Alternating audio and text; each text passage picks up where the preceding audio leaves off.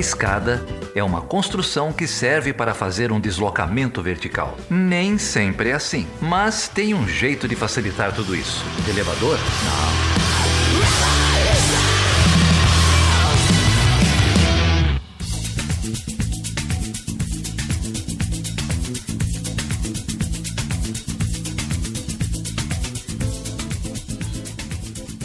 Então, Felipe, estamos aqui numa segunda-feira chuvosa aqui em São Paulo. Tá chovendo aí em Uberlândia, não? Não, no Cerrado não chove nessa época do ano, infelizmente.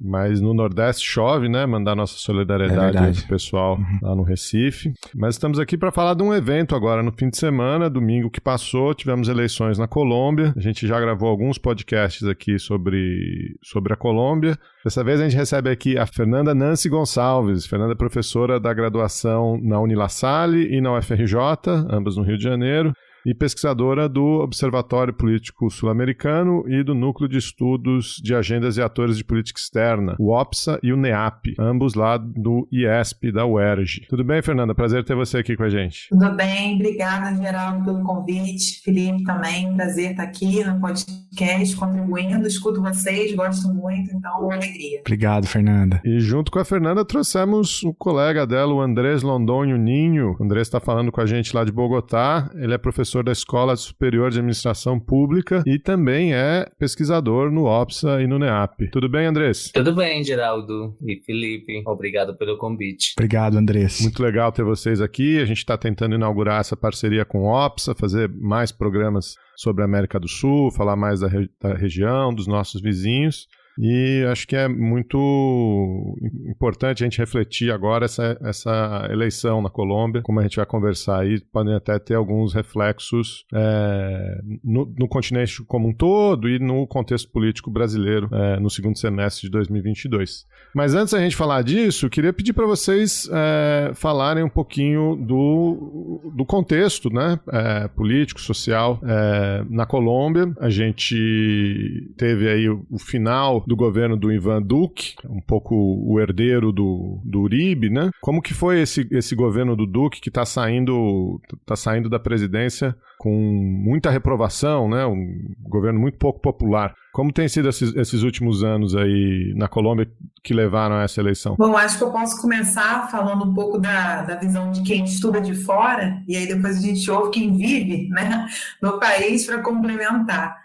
O governo do Iván Duque é engraçado porque eu acompanhei essa eleição em 2018, inclusive fiz o monitor eleitoral do OPSA, né, das eleições presidenciais, e depois fui acompanhando o governo, junto com o Andrés, a gente escreveu, cobrindo um pouco dos protestos sociais que começaram a acontecer, e o Andrés continuou acompanhando os protestos, não apenas academicamente, mas no plano prático também, porque ele já tinha retornado a Bogotá, então vai poder fazer essa visão, né, de quem viveu esse período especificamente lá. Mas esse período do Iván Duque foi um período realmente conturbado, do ponto de vista político, econômico e institucional na Colômbia. Primeiramente, eu acho que vale a pena lembrar que nas eleições passadas, em 2018, quando ele foi eleito presidente da República, quem ficou em segundo lugar e que foi ao segundo turno com ele foi exatamente o candidato da esquerda agora, né, do Pacto Histórico, que é o Gustavo Petro, que na ocasião não conseguiu se eleger, né, então ficou em segundo colocado. E naquela eleição, o assunto principal que dominava a pauta política, a pauta eleitoral, era o acordo de paz que tinha sido firmado com as Farc em 2016, no governo do Juan Manuel Santos.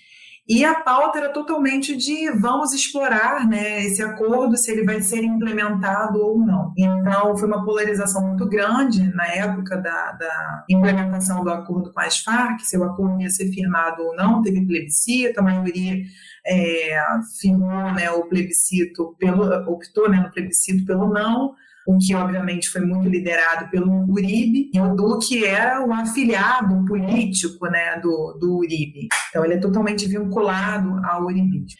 E naquele momento em que os acordos de paz tinham sido firmados em 2016, a revelia, né, do plebiscito, porque ele foi renegociado pelo governo com as Farc, levando em consideração as opiniões do plebiscito, etc., o que o Iván Duque ele tinha ali muito claro na agenda dele era o conservadorismo e era uma postura muito negativa com relação à implementação dos acordos. Não é que ele dizia que não ia implementar, mas ele dizia que ele ia modificar, né? Então ele agradava muito a uma parcela conservadora da população e que tinha, de fato, votado no plebiscito do Acordo de Paz pelo não. Só que de 2018 para cá, muita coisa mudou, né? E o principal é que o Ivan Duque pegou uma sociedade colombiana num momento muito mais complexo. Complexo do ponto de vista econômico, porque a Colômbia sempre foi um dos países mais estáveis da região, economicamente, né? Eu lembro que quando estava todo mundo ali na crise da dívida, né, década perdida, nos anos 80, a Colômbia conseguiu passar bem, negociou bem a sua dívida externa. Então a Colômbia nunca foi de ter muitos problemas econômicos, mas sim teve muitos problemas econômicos nesses últimos 4 anos. Está com um índice de desemprego super elevado, acho que é 15% da população, sofreu muito com a pandemia de Covid-19, os efeitos sociais foram desastrosos, né, para a população, e para um governo que tradicionalmente é conservador e não tem uma política social muito forte, o Ivan Duque começou a enfrentar muito protesto social, porque no meio dessa pandemia, da crise econômica, das pessoas perdendo seus empregos e etc., ele teve que lidar com esses programas, né, de auxílio de renda, mas, ao mesmo tempo, ele começou a implementar uma agenda que foi muito negativa para ele no Congresso, que foi a agenda das reformas, né, da reforma tributária em especial. E isso desencadeou uma onda de protestos que, pela primeira vez, eu acho assim, foram protestos muito grandes que geraram greves nacionais, aglomerando vários setores da sociedade. Então, não era um setor indígena que estava ali fazendo uma manifestação social, não era um setor trabalhador específico, ou não eram movimentos sociais específicos de campesinos, por exemplo. Foi uma greve realmente que mobilizou vários setores. E ele teve que lidar com isso. Eu acho que ele não contava, de fato, né, com a pandemia, com seus efeitos nefastos sobre a estrutura social do país. E, politicamente, ele começou a enfrentar muitas dificuldades para governar também. E contou muito com uma posição política fortíssima do Gustavo Petro, que ficou em segundo lugar e que agora é um dos favoritos, né, a se eleger presidente, e que estava colocando ali, né, no Senado o tempo todo denúncias ao governo e principalmente ao Uribe, que era o principal nome, partido, né, o padrinho político do partido do Uribe, do partido do Duque, que é o Centro Democrático. Então foi um período muito difícil, foi um golpe muito grande, né, ao conservadorismo, ao uribismo e principalmente ao Duque, que teve que lidar com isso. Então, se a gente está chegando nesse momento, né, a uma renúncia dos colombianos a isso que vem, ao establishment, né, ao modelo conservador da política colombiana, se deve muito por 4 anos de desgaste. O Duque está saindo da presidência com quase 70% de rejeição. É muito alto, né? Esse índice de rejeição é um dos mais altos na região, na América do Sul, dos presidentes atuais, inclusive mais alto do que o próprio Bolsonaro no Brasil atualmente. Acredito que o Andrés pode complementar aí também, falando um pouco desse período de crise. Isso, começando pelo último que acaba de dizer Fernanda, a reprovação maior a 70% de Duque é a maior também que tem tido um presidente colombiano na história recente, né? Então, isso faz com que grupos de esquerda, mas também de direita, grupos sociais, estejam contra do governo. Então, isso é evidente que o governo de Duque ajudou também, contribuiu a fortalecer esse anti-uribismo que é mais evidente na sociedade, né? Então, inclusive por isso, o Uribe pouco tem participado nessas eleições, porque nos resultados das eleições do Congresso, o uribismo perdeu força, né? Então, precisamente pelo governo de Duque, especialmente as reformas tributárias que ele propôs, e que tiveram muita oposição, né? Então, foram, como dizia a Fernanda, massivos os protestos em 2019 e depois, especialmente em 2021, que foram os protestos mais grandes em várias cidades do país, e que não tinham um antecedente assim imediato, né? Foram mais grandes e massificados. Isso também no mesmo momento que estavam esses protestos, houve várias denúncias de violência policial. Então, isso faz com que o governo de Duque tivesse essa deslegitimidade não somente no nível doméstico, mas também no nível externo, né? Então, a Corte Interamericana, de fato, pesquisou e indicou que haviam vários abusos da polícia nos protestos, e o que tem feito o governo de Duque é rejeitar esses relatórios da Corte Interamericana e também da ONU, por causa da implementação dos acordos de paz, que esse é outro ponto importante. No governo de Duque, os acordos de paz estão sendo pouco implementados, tem aumentado também o assassinato de líderes sociais, o assassinato de ex-membros das Farc. Isso faz com que, no nível doméstico, mas também a comunidade internacional, se questione sobre o avanço dos acordos de paz assinados em La Habana em 2016, assinados que começou em La Habana em 2016, em 2012, e foram assinados na Colômbia em 2016. Então, isso faz com que a crise do governo de Duque não seja somente no nível doméstico, mas também que existam dúvidas por parte de diversos atores da comunidade internacional sobre a garantia de direitos humanos.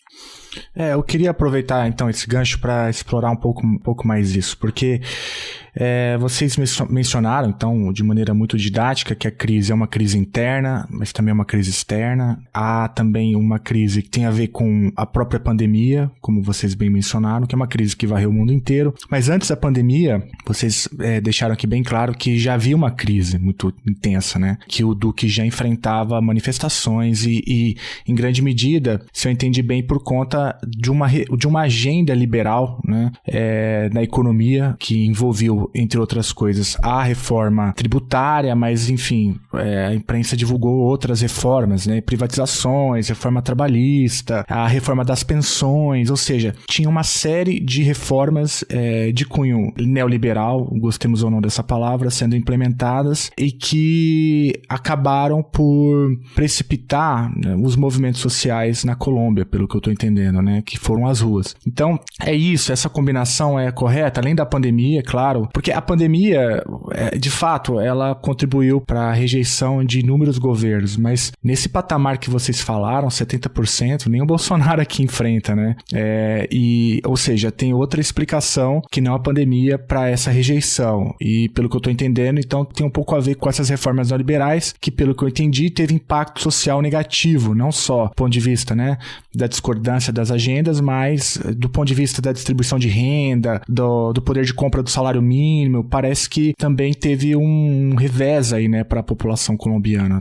É por aí? Eu acho que é bem por aí, sim, Felipe. Realmente uma conjunção de reformas, né, que ele vai tentando empreender. A principal, que foi assim, o que deu a eclosão, né, dos movimentos, foi essa da reforma tributária, porque, de fato, quando você fala sobre aumentar impostos, sobre taxar, né, os impostos, as pessoas, elas simplesmente vão se mobilizar. Mas tem uma série de outras questões também que mobilizaram a opinião pública, entre essas que você falou, reformas da pensão, mas também questões relacionadas, por exemplo, a reivindicações antigas do setor da educação. Inclusive, né, Andrés, o setor da educação foi um setor que se mobilizou muito, né, durante o período do Ivan Duque, e que tradicionalmente a gente não via se mobilizar na Colômbia, principalmente por conta desses baixos investimentos no setor educacional. Agora, é importante contextualizar isso, Felipe, porque não é que a Colômbia não seja um país liberal, que não tenha tido ajustes ao longo do tempo, mas é porque agora a agenda política colombiana, ela dá mais espaço para que esse tipo de tema venha à tona e, de fato, possa, né, ocupar não espaço apenas nos jornais, na opinião pública, mas no próprio Congresso. Porque não é mais só aquela questão muito baseada, né, nas discussões sobre o papel da polícia, o papel dos militares, enfim, as condenações que eram feitas, né, de guerrilheiros, perseguições, questões extrajudiciais, se você vai ou não vai enviar, né, determinado militante, membro de guerrilha, para extradição e por aí vai. Hoje a gente tem questões muito mais complexas podendo ganhar espaço e relevância na agenda política colombiana. E, de fato, isso levou esses esses movimentos também para a rua, né? Agora a gente está numa nova etapa da nossa sociedade, da nossa política. Então, eu acho que isso deve ser levado em consideração, essa conjunção toda, esse clima, né, de manifestação. Não é por questões tão novas assim, mas são questões que agora ganharam uma relevância que antes não tinham. Elas estavam ali encapsuladas e elas agora vieram à tona. Tanto é que, se a gente parar para pensar, a Colômbia vem com esse movimento um pouco depois de vários outros movimentos que aconteceram, né, na região, mas ao mesmo tempo eclode em um contexto muito similar. A gente primeiro tem a Onda Rosa, que não chega na Colômbia. Depois a gente vai ter, né, um movimento que a galera vai falar, não, uma Onda Azul, conservadora. Isso já chega na Colômbia. A Colômbia, então, ela não sai, né, dessa onda conservadora, porque a gente tem o Uribe, depois vem o Juan Manuel Santos, que rompe com o Uribe, mas que era ministro da defesa do Uribe. Eles só rompem depois que o Juan Manuel Santos já está na presidência e começa a enveredar o governo para fazer os acordos de paz. Mas a chegada do Duque é, de fato, né, um conservadorismo extremo. Então, assim, se a gente parar para pensar, a Colômbia ela não sai muito desse movimento. E agora que está chegando na Colômbia, essa movimentação diferente, né, de políticos mais da centro-esquerda no poder, no momento de reviravolta na região. Então, a gente vem observando a chegada de alguns líderes mais voltados, né, à esquerda na região. Então, se a gente pensar no Boric, no Chile, se a gente pensar antes até na Argentina, no Fernandes e por aí vai, a gente está vendo esse movimento também de insatisfações e eu acho que dessas demandas populares, de agenda social, novamente, tudo isso chegando a um momento semelhante ao da Colômbia, mas pela primeira vez na Colômbia, embora já tenha acontecido na região. Então é interessante a gente olhar, né, para a história colombiana para entender por que isso só consegue eclodir agora. De fato, a relevância dos temas de segurança, defesa na agenda colombiana é central, tem que ser levada em consideração, afinal, a guerra civil mais longa, né, da nossa região. Isso, eu queria falar precisamente disso, que o processo de paz com as Farc diversificou a agenda doméstica, porque entraram outras questões, né? Então, no governo de Uribe, principalmente, foi como a proposta combater pela via armada, pela via militar, as Farc, e essa era a principal preocupação da sociedade. Em algumas pesquisas sobre quais temas são os que mais preocupam os colombianos, dá para ver essa diversificação de questões, porque já com o processo de paz entram questões relacionadas, por exemplo, com a economia, com o desemprego principalmente, que é um dos fatores, e as medidas econômicas, as reformas econômicas que tem impulsionado o presidente Duque, tem feito com que as pessoas se mobilizem mais, especialmente, como a Fernanda disse, os jovens, né? Os jovens começaram a se mobilizar e, desde 2019, influenciado também pelos protestos no Chile e em outras partes da região, a Colômbia também, que era um país onde a mobilização era muito pontual, muito mais minoritária, começou a se mobilizar em contra dessas primeiras reformas do governo de Duque, que também tem uma baixa legitimidade, no sentido em que ele foi o indicado pelo Uribe, mas muitos consideravam, ainda ele ganhando, que ele não tinha as capacidades necessárias para governar o país. Assim foi como em 2021 esses protestos tomaram ainda mais força, mas que teve esse antecedente antes da pandemia, então tomaram mais força, impulsionado, como disse, principalmente pelos jovens. Por isso não é gratuito que uma das cidades onde se concentraram esses protestos foi na cidade de Cali, onde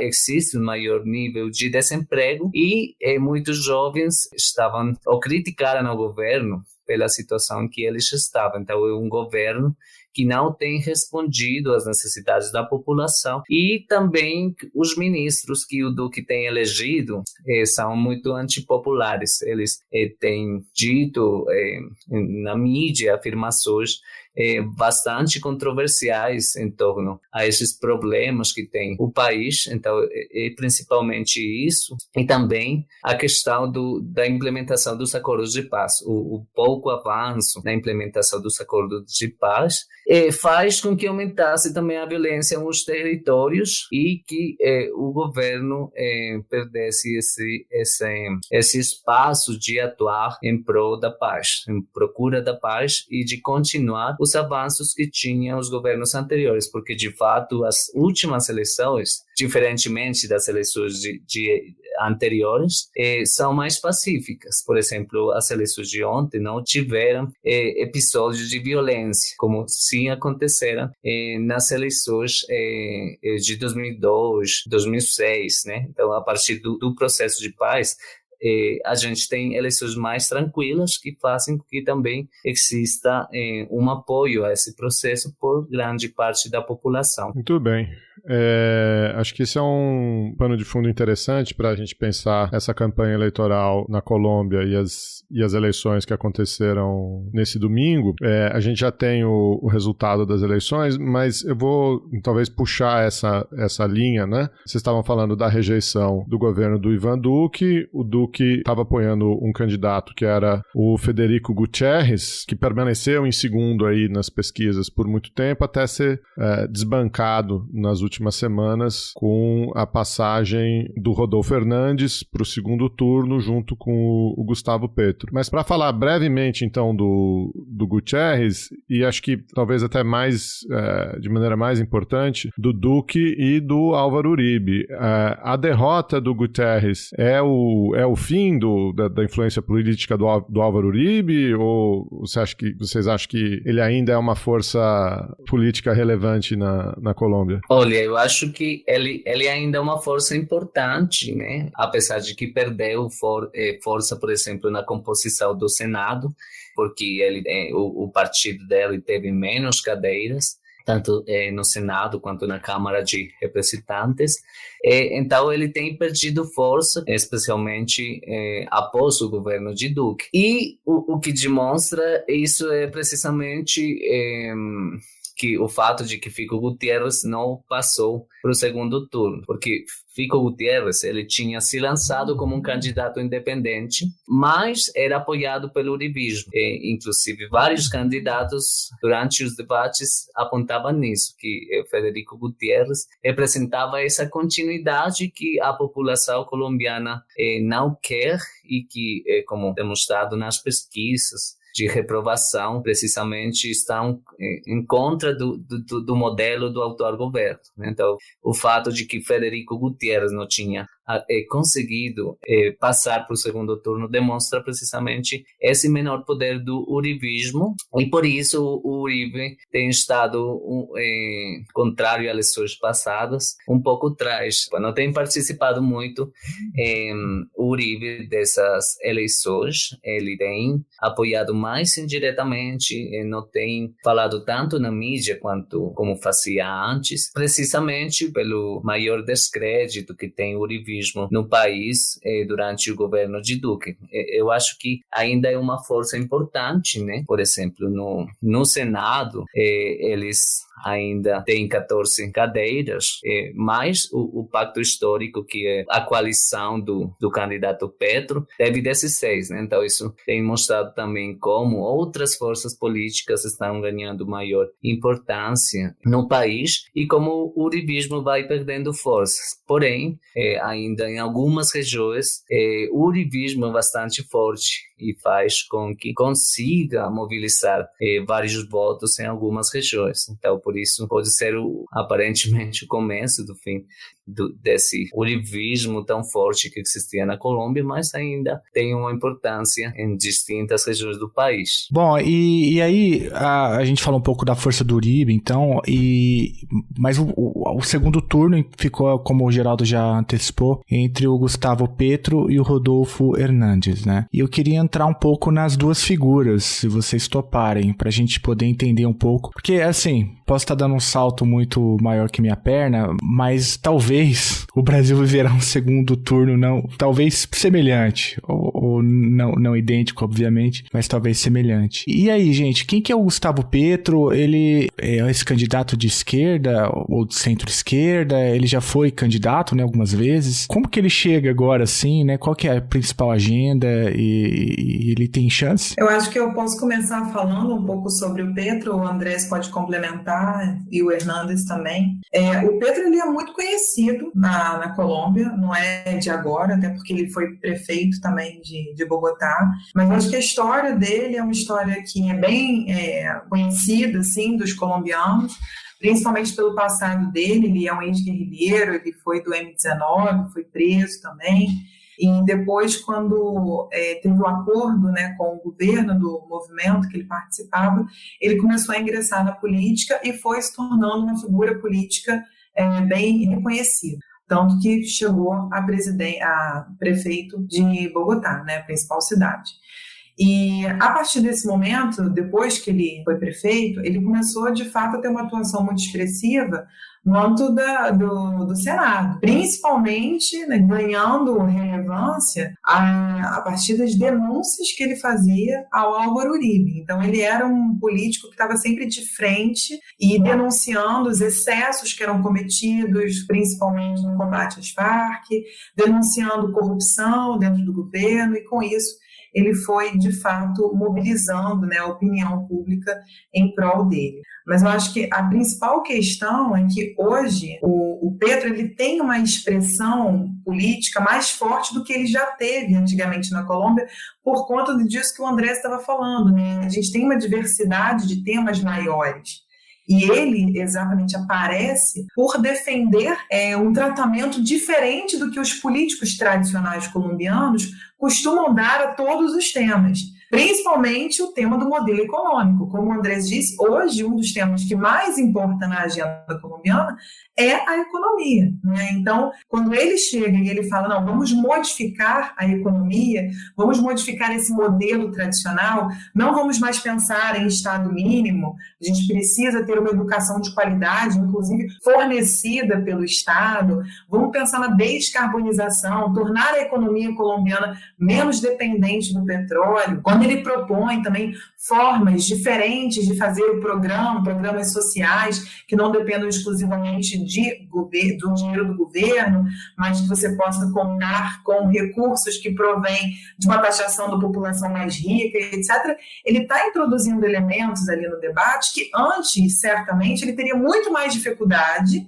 de ter apoio do que hoje, com a opinião pública colombiana mais aberta a esse tipo também de propostas e querendo, né, de fato, uma mudança na política colombiana. Enquanto, por outro lado, quando a gente olha para o Rodolfo Hernandes, que é um outsider, na verdade ele se vende, né, como outsider, é uma figura pública bem controversa. Acho que o Andrés pode falar até melhor do que eu, que ele está vendo essa campanha política feita via TikTok, né, na Colômbia.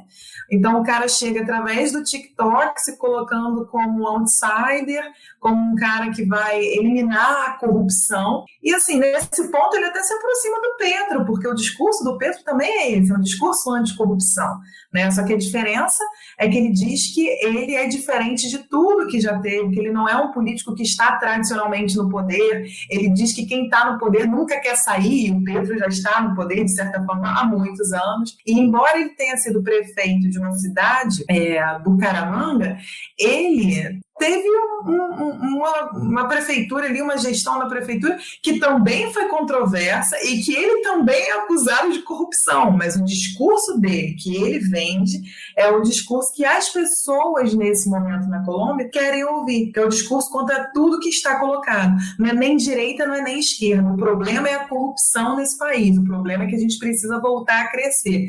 Então ele começa a surgir como engenheiro, ele gosta de ser chamado, né, Andrés? Você pode falar, ele gosta de ser chamado de engenheiro Rodolfo Hernandes. Ele fala muito da história dele, que ele conseguiu crescer por conta própria, né, como engenheiro, ficou bem sucedido ali naquela região. Então a ideia dele é essa, que as pessoas elas podem ser bem sucedidas, é um discurso populista. Ele diz que como ele é um empresário bem sucedido, ele não vai receber salário, ele vai doar o salário dele, porque ele doava o salário dele quando ele era prefeito. Disse que ia vender os aviões da presidência colombiana. Então, ele faz uma série de propostas que são propostas populistas e que agradam as pessoas, mas é um perfil muito controverso, porque ao mesmo tempo que ele fala isso, ele diz que é a favor do Estado liberal, mas ele também diz que é a favor de criar empregos na estrutura de Estado. Bom, ele também fala sobre taxar os impostos, né, com mais impostos, a população mais rica.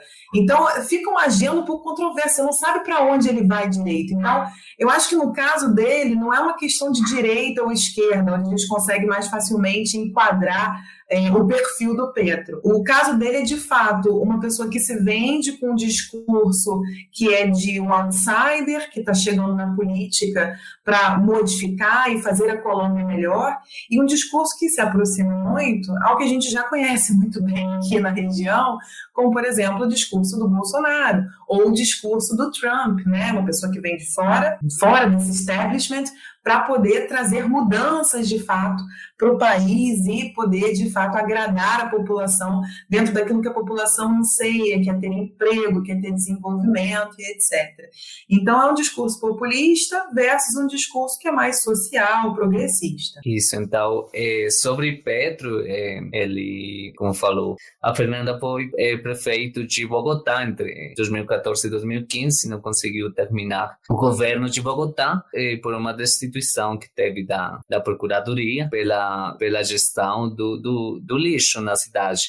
Então, ele também foi uma figura assim controversa quando foi prefeito, e depois ele também foi candidato para a presidência. É a terceira vez que o Petro é candidato para a presidência. Ele foi candidato em 2010, mas em 2010 teve o 4º lugar das votações. Em 2018 ele começou a ganhar força precisamente por liderar essa campanha em contra do urivismo, dizer não é somente a segurança a principal questão, e é importante pensar nos programas sociais, né? Então isso faz com que ele começou a ganhar força, especialmente em jovens, e nessa campanha de 2022 ele tem muita força, porque precisamente o governo de Duque, a crise do governo de Duque fez com que muita população considere que é preciso uma mudança na política colombiana. Ele não vem de partidos tradicionais, sim, e isso faz com que nem tenha o apoio de partidos tradicionais, apesar de que ele tentou obter o apoio do Partido Liberal nestas eleições, mas não tem uma plataforma desde os partidos tradicionais, e sim desde os movimentos sociais, principalmente. Isso também nesta eleição é importante que a candidata à vice-presidência, a líder ambiental e afrocolombiana, Francia Márquez, ganhou muita importância na vida política nacional. Ela conseguiu nas consultas para presidente da coalizão do Pacto Histórico, conseguiu 500.000 de votos, e ela tem ganhado também força dentro da política colombiana. Isso faz com que agora não somente seja o Petro, a figura da vice-presidenta está ganhando muita força, inclusive na propaganda eleitoral. Ele aparece com a vice-presidenta, contrário a outros candidatos que a vice-presidente não tem tanta importância. Então, acho que isso é importante comentar, o papel que tem Francia Márquez. Então, aqui na Colômbia, tem também, por causa da migração venezuelana, que é percebida por alguns setores políticos como um problema. Sim? Então, na Venezuela houve uma crise política, econômica tão forte que faz com que que fez com que chegasse uma grande quantidade de população venezuelana. E então se constrói esse medo de que Colômbia se torne como uma segunda Venezuela se o Petro ganhar. Então, por isso, muitos dizem qualquer um menos Petro, o que explica também a emergência desse candidato Federico Gutiérrez. Pode ser qualquer pessoa, mas que não que Petro, um candidato de esquerda, não consiga ganhar. Então, Petro tem uma agenda muito mais importante em termos das mudanças sociais, relacionadas com, por exemplo, a transição energética, programas sociais muito mais completos, profundos, desprivatizar o sistema da Previdência. Então, ele tem uma agenda muito mais reformista, que, por exemplo, não tinha o candidato que não passou, Fico Gutiérrez, que era mostrado como uma continuidade do uribismo. Agora, com o Rodolfo Fernandes, vai ser mais difícil para Petro esse discurso de que vai ter um continuismo, de que o opositor vai representar esse continuismo. Então, Rodolfo Fernandes foi prefeito de Bucaramanga, uma cidade que tem 500 mil moradores. Ele é empresário, começou em 2016, foi eleito prefeito de Bucaramanga. E, por assim dizer, ele não tinha um programa assim tão consolidado, uma motivação na política tão clara quanto outros candidatos, né? Mas ele, por via sua plataforma, foi que ele era empresário e trabalhador, né? Então, assim, foi eleito prefeito de Bucaramanga.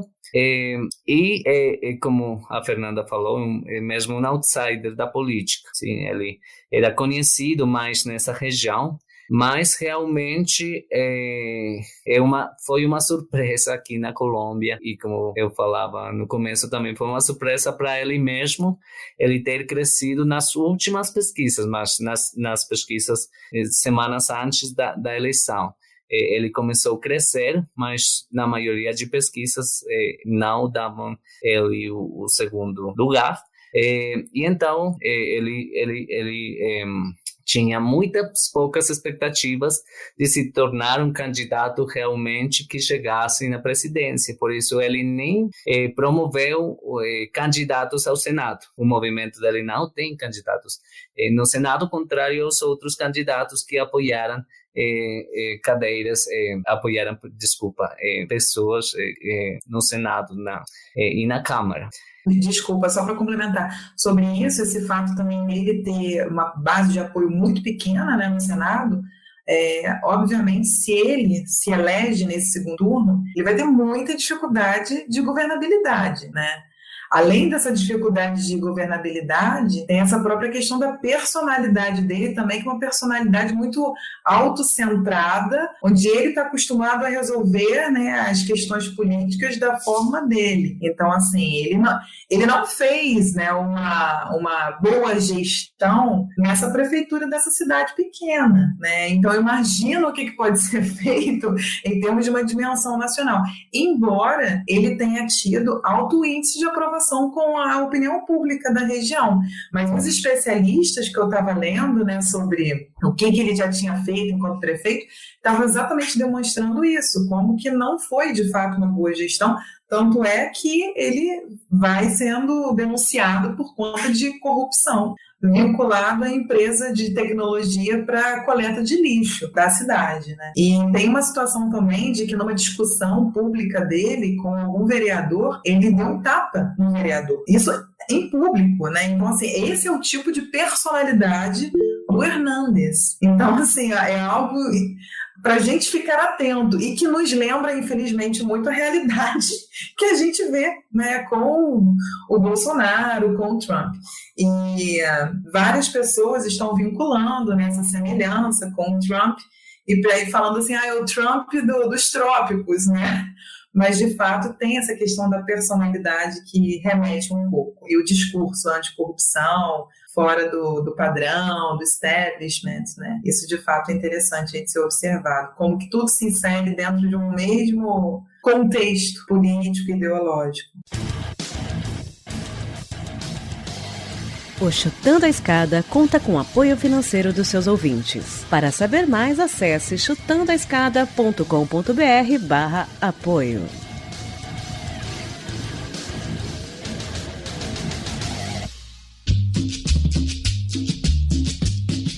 Cumbia colombiana para el mundo entero. Cumbia.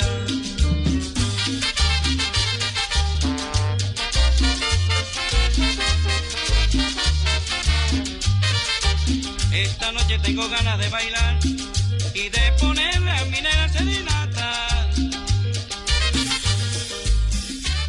Acho que como vocês estavam falando, tanto o Andrés quanto a Fernanda, existe essa leitura, né, da eleição na Colômbia, principalmente do aparecimento desse candidato, o Rodolfo Hernández. A gente não consegue não ler isso face à eleição do Trump nos Estados Unidos em 2016 e depois a eleição do Bolsonaro no Brasil em 2018. Agora, a pergunta que eu queria fazer, na verdade, são várias perguntas um pouco no mesmo escopo, né? Eu acho que uma delas é em que local no espaço-tempo está a Colômbia, né? A Colômbia está atrasada em relação ao Brasil e aos Estados Unidos, ou a Colômbia é a vanguarda do que a gente vai ver no Brasil no segundo semestre, né? Junto com isso, eu acho que tem uma pergunta assim, a gente sabe que esses movimentos de extrema-direita, na verdade eles são literalmente isso, eles são movimentos articulados, né? O Steve Bannon esteve no Brasil, o Steve Bannon foi à Europa falar com a extrema-direita europeia, você tem a Atlas Network com atuação em vários países na região, financiando think tanks, institutos de pesquisa. Então, o Hernández e o grupo que ele representa, enfim, também fazem parte desses movimentos. Vocês mencionaram aí a atuação dele no TikTok, etc. Ele é um representante ou ele é um lobo solitário, alguém que acabou um pouco sem querer? Eu não acredito muito nessas coisas sem querer, né? Eu imagino que ele tem aí conexões com esse movimento mais amplo, né? E aí acho que a terceira pergunta ainda nesse escopo da direita é o que acontece com o Uribe, né? Ou com os apoiadores do Uribe, ou com os parlamentares dessa direita tradicional na Colômbia, desse conservadorismo mais tradicional. Porque como a gente viu aqui no Brasil, tem muito adesismo, né? Na falta de uma liderança orgânica, o pessoal migra para o poder. Vocês estavam mencionando aí que o Hernández teria dificuldade de governar se eleito. A gente pode esperar um movimento desse, das forças de direita mais tradicionais aderindo a essa extrema-direita. Então eu queria um apanhado aí um pouco do lugar do Hernández e dessa eleição na região, né? Eu gostaria de começar dizendo que Hernández é uma figura, pelo mesmo de ser pouco conhecida assim, na política nacional, ele é uma figura que é difícil de compreender. Então, por exemplo, ele votou não pelo plebiscito pela paz em 2016, mas no debate ele tem apoiado o acordo de paz com as Farc, continuar o acordo de paz, e com o ELN, sim? Mesmo ele sendo vítima do ELN, a filha dele foi assassinada pelo ELN, então ele tem apoiado o acordo de paz. Só que a forma em que ele apoiou o acordo de paz não é muito certa, né? Ele diz que é fazer só uma adesão do acordo das Farc para evitar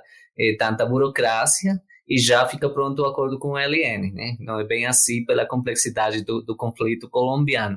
Então ele é uma figura difícil de entender e inclusive contraditória, né? Isso faz com que seja difícil saber algumas propostas como ele vai desenvolver. Ele tem, como dizia a Fernanda, constituído a corrupção o seu principal discurso, sim? Mas não é claro como ele vai combater essa corrupção. Inclusive ontem no discurso de Petro, ele falou que a corrupção não é combatida pelo TikTok, né? Tem que ter uma mudança realmente nas estruturas de poder na Colômbia. Andrés, deixa eu te interromper. Eu li em algum lugar que essa eleição na Colômbia hoje está tendo um impacto do lavajatismo, da Lava Jato. A gente sabe que no Peru a Lava Jato teve um impacto muito forte. Isso também se manifestou na Colômbia, nesse discurso anticorrupção? É um pouco por aí? Isso, claramente o discurso de contra a corrupção de Hernández é muito mais amplo, é muito mais difuso, né? Todo tipo de corrupção. Então, nesse sentido, é difícil saber como ele fala que o dinheiro, a Colômbia tem o dinheiro, mas o dinheiro é roubado. Então, não são claras as estratégias, nem também o tipo de corrupção que ele está pretendendo combater entre todas as corrupções que tem em Colômbia. Inclusive, essa foi uma questão que esqueci de falar durante a pandemia. Houve várias denúncias de corrupção, por exemplo, no que tem a ver com subsídios dados para as pessoas, ou principalmente com a internet em zonas rurais, que inclusive levou à demissão da ministra de tecnologia. Então isso faz com que precisamente uma das questões, ou uma das principais críticas que se tem contra do governo de Duque é a corrupção, e que os candidatos como Rodolfo Hernández têm feito assim seu principal modo de se mover na campanha. Rodolfo Hernández tem dado como essa oportunidade de crescimento, contrário ao Petro, que tem um eleitorado mais definido, mas Rodolfo Hernández tem muita oportunidade de crescer, e muitas pessoas, pelo que eu falei, que dizem qualquer um menos Petro, a gente não quer ser a segunda Venezuela, então preferem votar pelo Rodolfo, apesar do que ele tem feito, assim, apesar de fazer uso da violência, de dizer palavrões, de utilizar insultos, de bater a opositores.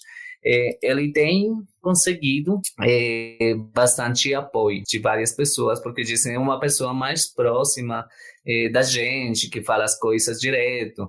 Então, isso faz com que ele esteja crescendo bastante. Inclusive, deu entrevista de pijama, né? E faz essas coisas para se aproximar realmente da população. Acho que ele tem um foco bem claro ali no eleitorado. Ele sabe com quem ele está falando, ele sabe o eleitorado que ele quer conquistar. E ontem mesmo, depois do resultado das eleições, o Fico Gutierrez, né, que era apoiado pelo Uribe, pelos partidos tradicionais da Colômbia, que é o Partido Liberal e Conservador, já manifestou o apoio dele direto ao Hernández. Eles não tinham mesmo conversado, inclusive ele falou sobre isso, que eles não tinham falado, mas que não existia possibilidade na Colômbia que não fosse o Hernández. Pelos nossos filhos, né, pelo nosso país, por tudo, a gente não pode permitir que a esquerda chegue ao poder. Basicamente, esse é o discurso, né? Mas, Geraldo, levando em consideração assim, esse discurso difuso do Hernández, é muito difícil a gente pensar, e eu acho que os especialistas também, que conhecem mais dos bastidores ali da política colombiana, também vem veiculando isso. É difícil a gente pensar no Hernández como essa figura tradicional da extrema-direita. Por mais que a gente saiba que ele é um conservador, ao mesmo tempo que ele é conservador, ele dá sinais confusos. Então, a gente não sabe até que ponto ele é tão conservador assim. Porque se ele fosse tradicionalmente um político conservador, ele não ia estar nem ventilando na sua proposta de campanha presidencial a possibilidade de um acordo com a ALN. Porque não é com os conservadores que ele estaria falando. Os conservadores iam falar, não, você não tem que ter um acordo de paz com a ALN. Então, ele mesmo acho que não tem tanta clareza de qual é o espectro político dele. O que ele quer é, de fato, se eleger. E, realmente, ele não acreditava que ele conseguiria. Mas é aquilo, né? Quem não sabia onde ia votar e que não queria votar nem na direita nem na esquerda, migrou para ele, que era uma terceira via. Então, ele vem muito como essa terceira via. Mas se ele está com esses movimentos mais amplos de extrema-direita, inclusive por estar utilizando o nome social e etc., até o momento, isso ainda não está claro. A gente não tem essa clareza desse movimento por trás. Ele está chegando bem, de fato, como um outsider nesse momento. O Fico Gutierrez, de fato, não imaginava que isso aconteceria. E o Petro, eu tinha lido algumas notícias, né, de membros da campanha presidencial, gestores da campanha dele, dizendo que para ele seria muito ruim um segundo turno com o Hernandes, que para ele seria mais fácil liderar um segundo turno com o Gutierrez, porque era muito clara a oposição, e que o Hernandes consegue falar com diferentes eleitores, né? Com eleitores tanto da centro quanto da direita, e em alguns momentos ele pende para determinadas propostas de esquerda, quando ele diz assim, não é Estado mínimo, o Estado tem que funcionar, né? Então a gente tem que dar emprego também com o Estado. É complexo. Bem interessante, né? A maneira como você descreve o Hernandes. Ele... A gente ainda não sabe, né? Enfim, se há esse caldo. O Geraldo até já falou aí que não acha que é a geração espontânea, né? Eu não uso essas palavras, mas o modus operandi é muito semelhante, né? A mobilização da corrupção como um significante vazio, né? Como um conceito que pode ser aplicado praticamente a qualquer situação, e isso sem conteúdo, inclusive vocês mencionaram isso muito bem, né? Sem direcionar o que tipo de combate à corrupção, porque não se trata disso, se trata de você mobilizar, né, um discurso. A pauta da venezuelização, caso o Petro seja eleito, também é um outro modus operandi, né? O próprio uso da rede social, desse tipo de linguagem, né?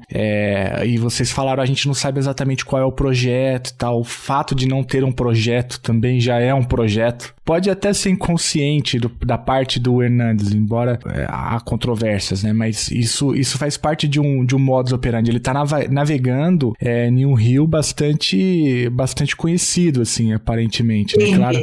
Inclusive, traços autoritários da personalidade, né? De não saber lidar com o outro, com a diferença. Isso. Você enquanto prefeito, vai resolver um problema com o vereador dando um tapa, porque falou mal de algum membro da sua família, né? A gente conhece esse tipo de abordagem agressiva. E é outra característica dessa extrema-direita que o Geraldo mobilizou aqui, que é essa masculinidade, né? Essa virilidade, enfim, essa necessidade de se mostrar viril. E, enfim, pelo que eu ouvi do relato de vocês, o Hernandes tem bastante disso. Mas, Geraldo, você ia fazer uma provocação mais ou menos nessa linha. Na verdade, eu ia inverter a pergunta, né? O que a gente falou do papel do Hernandes nesse movimento de direitas, de extremas direitas na região, e aí eu queria saber o papel do Petro, né? A gente já mencionou aqui a eleição do Boric no Chile no ano passado, a gente está vendo aí um movimento aqui no Brasil, né? Muito forte, de uma mobilização do Centro Democrático contra o bolsonarismo, centralizado na figura do Lula. O Petro também entra nessa chave. Vocês mencionaram aí que ele é ex-guerrilheiro, enfim. Ele tem capacidade de fazer essa aglutinação. A Fernanda mencionou que a onda rosa, né, na primeira década aí do século XXI não chegou na Colômbia. E agora, será que chega uma nova onda, enfim, um novo renascimento aí dessas esquerdas? Eu acho que a história política da Colômbia tem estado marcada assim pela violência e é uma democracia muito frágil, né? Então é conhecido assim, inclusive os presidentes, ministros sempre repetem que a Colômbia é a democracia mais sólida da região por não ter tido ditadura. Que uma falácia porque, por exemplo, exterminou a União Patriótica, um partido político, na década dos 90, assassinou, na Colômbia foram assassinados vários candidatos e vários candidatos para a presidência. Então isso faz com que seja um contexto muito difícil de pensar que existem garantias, existem condições para uma participação política mais ampla. Eu acho que foi com o acordo de paz, precisamente, que houve um aumento das garantias, embora vários problemas que continuam tendo assim, de corrupção eleitoral, mas faz com que Petro tenha maiores chances mais do que antes, também porque a população já também se cansou do mesmo discurso mais orientado para as Farc, para a segurança, e está pensando em outras coisas, né? Então, diferentemente, como vocês falavam, de outros países latino-americanos, onde houve um governo de esquerda, a Colômbia nunca tem tido um governo de esquerda.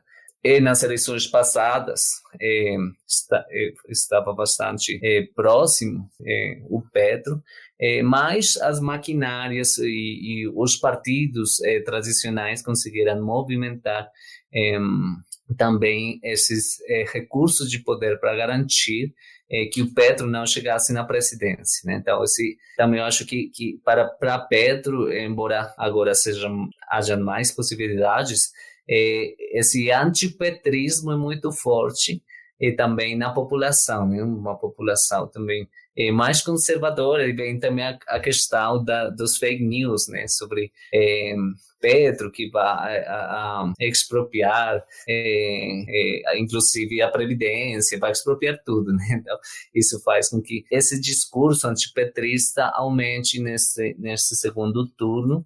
E o Rodolfo Fernandes está tendo o apoio do urivismo, inclusive de políticos urivistas mais radicais. Eles ontem, assim que souberam dos resultados, falavam que apoiavam a Rodolfo Fernandes. Então, eu acho que é mais difícil para Petro conseguir mais votos agora que se houvesse passado para o segundo turno Federico Gutiérrez. Mas, então, eu acho que as possibilidades estão precisamente em tentar chamar a essas pessoas que estão indecisas, que não participaram, porque essa é outra questão. O voto na Colômbia não é obrigatório e a abstenção é muito grande. Sempre tem sido maior a 50%. Nas eleições de 2018 desceu para 46%, nestas eleições desceu para 45%, que tem sido a abstenção mais baixa em 20 anos, mas isso faz com que exista também umas pessoas que não estão participando e que podem ser os potenciais votantes de Petro, e também pessoas do centro, que muitos deles estão indo mais para Hernández, que é precisamente esse discurso que não é nem de esquerda nem de direita, ele está preocupado pela corrupção, mas tem muitas pessoas de centro que questionam as políticas atuais do governo de Duque, e que o discurso de Petro tem que demonstrar precisamente que Hernández seria uma continuidade, traria uma continuidade só pelo apoio que está tendo, mesmo informal, do urivismo. Agora, se a gente parar para pensar em termos, por exemplo, de para onde esses presidentes caminhariam em termos de política externa na região, por exemplo, Geraldo, se a gente vai ter uma onda rosa, né? Certamente o Petro já deixou claro que ele tem o ímpeto de restabelecer boas relações com a Venezuela. Ele tinha muito boas relações com Chávez. Com Maduro, as relações não são tão próximas assim. Inclusive, existem críticas de um para o outro, apesar de todo o medo da venezualização da Colômbia. Ele não se dá bem diretamente com o Maduro, existem várias críticas, mas ele já deixou claro, né, que precisa normalizar essas relações, até porque a gente não fala de Colômbia historicamente, em termos de política externa, sem falar de Colômbia numa relação triangular, que é Colômbia, Estados Unidos e Venezuela. O Hernández é tão complexo da gente entender onde ele está, que, sinceramente, a gente não sabe nem qual é a proposta dele de política externa, porque não tem uma proposta clara nesse sentido. Então, para onde ele caminharia, a gente ainda está querendo entender direito para onde ele caminharia domesticamente, imagina, em termos de política externa, né? Então, assim, a onda rosa, eu acho que a gente tem como ter um novo suspiro dela a partir do momento que a gente tiver mais orientações ali dentro desse segundo turno para onde esses votos vão caminhar, né? E nesse momento agora, a maior parte das análises tem mostrado de um dia para o outro, óbvio, é muito recente, né, que esses votos que estão sobrando, que ficaram agora, tendem a ir para o Hernández porque eram os votos do Gutierrez, né, do Fico Gutierrez, mais da direita. E tem um outro também, que é o Sérgio Fajardo, que eu sempre falo com o Andrés, que era um político que eu acreditava que teria muito mais força, né, e expressão nessas eleições agora, vide a história dele e a posição dele na eleição passada, mas que também ficou com pouquíssimos votos, não se posicionou ainda, mas provavelmente pode ser que a migração seja para o Hernández também. Então, assim, a gente tem que esperar aí ainda para descobrir se a Colômbia vai estar na vanguarda ou não. A gente vai ter que esperar para saber para onde vai caminhar. Eu queria aproveitar, então, esse gancho aí da política externa, embora a gente já tenha uma ideia baseada no que vocês mencionaram, né? Como que vocês têm, que tipo de debate se faz sobre política externa, se é que se faz algum debate entre os candidatos, né? Com foco na integração regional. A gente sabe que para o Brasil, a posição da Colômbia, né, nos acordos regionais tem um peso, né? Dá para estabelecer algum tipo de tendência de cada um dos candidatos sobre integração regional ou esse é um tema não presente, assim? Imagino que para o Hernandes, isso talvez seja um tema não presente, né? Que vocês falam que ele é meio solto, meio sem projeto e tal, mas aparece alguma coisa? Então, no caso nos debates, a questão de política externa tem aparecido um pouco mais se comparado com eleições anteriores. E daí, uma das questões, principalmente, tem sido seriam restabelecidas as relações com a Venezuela. Tanto Petro quanto Hernández têm dito que sim, contrário, por exemplo, a Fico Gutierrez, que ele falou que não ia restabelecer as relações com a Venezuela. Então, no caso do Petro, é mais clara essa orientação, por exemplo, no que tem a ver com a política regional, porque ele tem dito que é necessário reconsiderar as relações com os Estados Unidos, especialmente no que tem a ver com a luta contra as drogas, e se aproximar mais com a região. Pelo contrário, Hernández, ele tem um desconhecimento também de várias questões do país. Inclusive, em um debate, ele foi perguntado se ele aprovaria e daria esse impulso que precisa o Acordo de Escazú.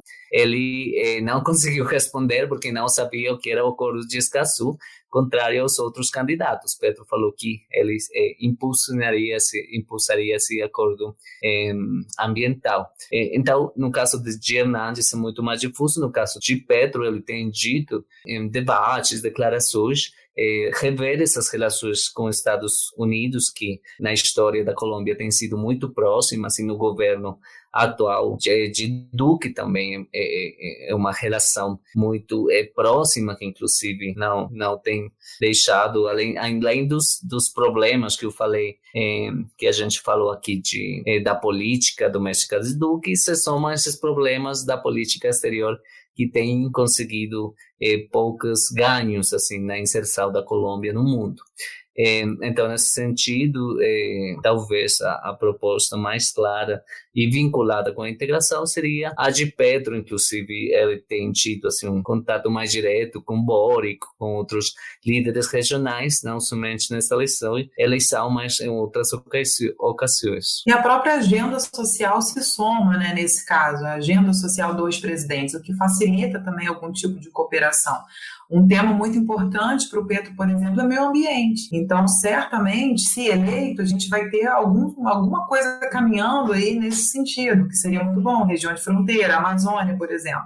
Ele tem alguns projetos para a região da Amazônia colombiana. Então, isso certamente pode se somar a projetos de cooperação com o Brasil. Mas, como o Andrés falou, a gente só tem um pouco mais de informação sobre isso, né? Com relação a um dos candidatos, com relação ao Hernández, ainda é realmente algo bem nebuloso. E, infelizmente, como disse o Andrés, desconhecido. Inclusive, ele não tem nem vergonha, né, Andrés, de deixar claro que desconhece. Teve uma situação com ele até que virou meme, né, nas redes aí, que ele falou que ele admirava muito o Hitler. Aí depois ele falou, não era o Hitler, era o Einstein. Para vocês verem assim, como é que é o nível de desconhecimento, sabe? Até onde é o desconhecimento a gente realmente não sabe, né? Mas esse é o tipo, né, do político que está aí no segundo turno. Inclusive, o Hernandes tem dito que ele não sabe de muitas coisas, mas que ele vai se assessorar bem. Então, precisamente por isso, é bastante difuso suas propostas em várias questões, né? E também, como a gente já falou aqui, opiniões contraditórias que ele tem dado. Então, por essa a questão de que não sabe tanto e vai se cercar de pessoas que sabem, né? Ele também falou que faria um ministério técnico. Outro discurso que a gente... A gente já viu uma história muito parecida, né? Só falta chamar de posto Ipiranga também. Acho que o Felipe matou aí. É muito semelhante, né? Muito similar, é muito reconhecível, né? Toda essa trajetória. E por mais que vocês digam que ele é uma figura que a gente não sabe muito, que às vezes adota posições da esquerda e é tudo muito... Enfim, é uma história que a gente já viu, né? Sem dúvida, Geraldo. E é isso que traz o temor pra gente, né? A frase que me veio na cabeça é a do Giuseppe de Lampedusa, né? Tudo tem que mudar para tudo ficar como está, né? Então você, enfim, tira o Duque, diz que vai se livrar do uribismo, mas volta um candidato aí de extrema direita com o mesmo tipo de apoio, enfim, muda, mas não muda, né? Acho que é uma canção que a gente já viu tocar, né? Exatamente. Frente a isso que a gente está agora no segundo turno, expressar minha solidariedade para o Andrés, que vai votar, né? Quando é o segundo turno, Andrés? 19 de junho, em 3 semanas. Então também o tempo é curto para o Petro conseguir ter mais apoio, assim, porque ele tentou o apoio de partidos tradicionais como o Liberal, mas agora tem que mudar a estratégia, né? Tem que mudar a estratégia. Eu acho que aí também pode ajudar a figura de Francia Marques. Ô Geraldo, quem que você acha que o Andrés vai votar, hein? Não precisa declarar, Andrés, o voto é secreto. O voto é secreto, rapaz. Só falta contestarem as urnas lá, né? Só falta isso. Só o que falta. Mas, pra gente... completar o bingo incrível, né? Muitas pessoas agora são rodolfistas, assim, fanáticas do Hernandes, assim. Mesmo eles dizendo qualquer coisa, as pessoas não vai deixar de votar por ele, dizer ou fazer qualquer coisa, né? Então, é difícil para Pedro, mas a esperança se mantém até o final. Anitta, Maluma, Brasil, Colômbia. Se quiser jogar, vem, mas tem que arriscar, vem, vai ser sim ou não, oh não, oh não, não. Se quiser jogar, vem. Bom, gente, queria agradecer demais a participação de vocês aí. Imagino que essas últimas semanas vocês devem ter sido muito requisitados nessa chegada, nessa corrida aí ao primeiro turno. Tivemos uma surpresa. E o Andrés já deixou a data marcada aí, dia 19, dia 20 a gente liga para vocês de novo para saber o que aconteceu, para pedir análise, e queria agradecer muito aí, tenho certeza que nossos ouvintes vão aprender muito com esse panorama, esse voo panorâmico aí sobre o governo colombiano. Eu que agradeço o convite. Obrigada, Geraldo, obrigada, Felipe. De novo, agradecer o espaço, me coloco à disposição. E muito obrigada também por me permitir compartilhar, né, esse podcast com o André. Somos amigos ainda de longa data, mas a gente não se vê mais por conta da pandemia. Então, são alguns anos sem se ver. É sempre bom estar nesse contato com ele. Alright. Anitta, Maluma, Latino, Brasil.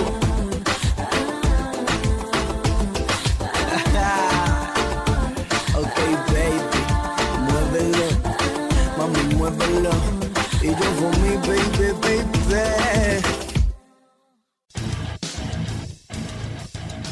Você acabou de ouvir mais um episódio do Chutando a Escada. Para apoiar, acesse chutandoaescada.com.br/apoio.